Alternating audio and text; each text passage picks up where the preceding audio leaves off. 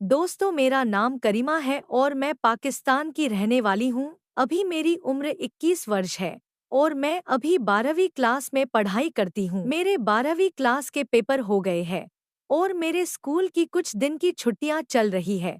तो मैंने सोचा क्यों ना अपनी खाला के यहाँ जाकर कुछ दिन छुट्टियों का मज़ा ले लिया जाए।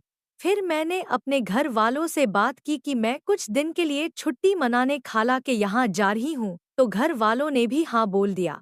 अब तो मैं अगले ही दिन खाला के यहाँ जाने को तैयार हो गई और अपना सारा सामान पैक भी कर लिया।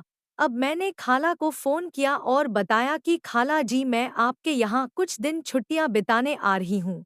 आप ऐसा करना, शाम को 6 बजे साहिल को रेल स्टेशन भेज देना मुझे लेने। तभी खाला ने कहा ठीक है, आप स्टेशन आकर फ़ोन करो, मैं साहिल को भेज दूंगी। फिर मैं घर से खाला जी के यहाँ को निकल जाती हूँ और सारे रास्ते का सफ़र तय करने के बाद फाइनली शाम को 6 बजे मैं स्टेशन पहुँच जाती हूँ। फिर मैंने साहिल को फ़ोन लगाया और उसे बुला लिया। साहिल थोड़ी ही देर में आ गया। अब हम दोनों बाइक पर बातें करते घर चले गए। फाइनली मैं खाला के घर पहुंच जाती हूँ। सबसे मिली और खाना वाना खाया, फिर देर रात तक मोबाइल देखने के बाद सब सो जाते हैं। साहिल भी मेरे पास में बैठा मोबाइल देख रहा था। अब रात के 12 बज गए थे। तभी मैंने साहिल को बोला कि साहिल, आपको किस रूम में सोना है, जाकर सो जाओ और मैं भी सो जाती हूँ। लेकिन साहिल ने कहा करीमा, मैं इसी कमरे में सोता हूँ। अगर आपको भी इसी कमरे में सोना है तो वो दूसरी चारपाई पड़ी है, उस पर आप सो जाओ। फिर हम दोनों अलग अलग चारपाई पर सो गए।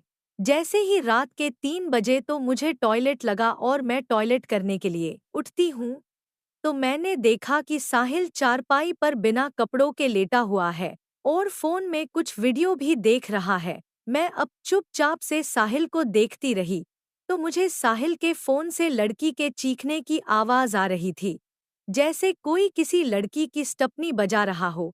फिर मुझे समझ आया कि ओ, ये साहिल अपने फोन में प्राइवेट वीडियो देख रहा है, तभी ये उल्टा लेटा हुआ है। मैं अभी भी उसे चुपचाप अपनी चारपाई से देख रही थी।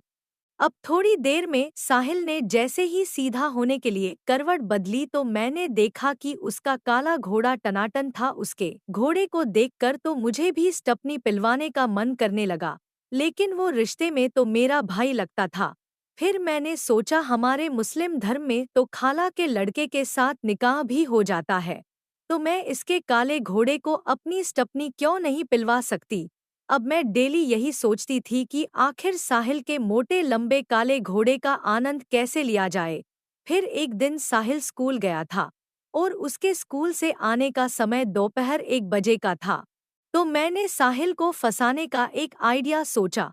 मैं उसके आने से पहले अपनी चारपाई पर बिना कपड़ों के सोने का नाटक करने लगी। मैंने सोचा जैसे ही साहिल मुझे इस पोजीशन में देखेगा तो पक्का उसका भी मन फिसल जाएगा।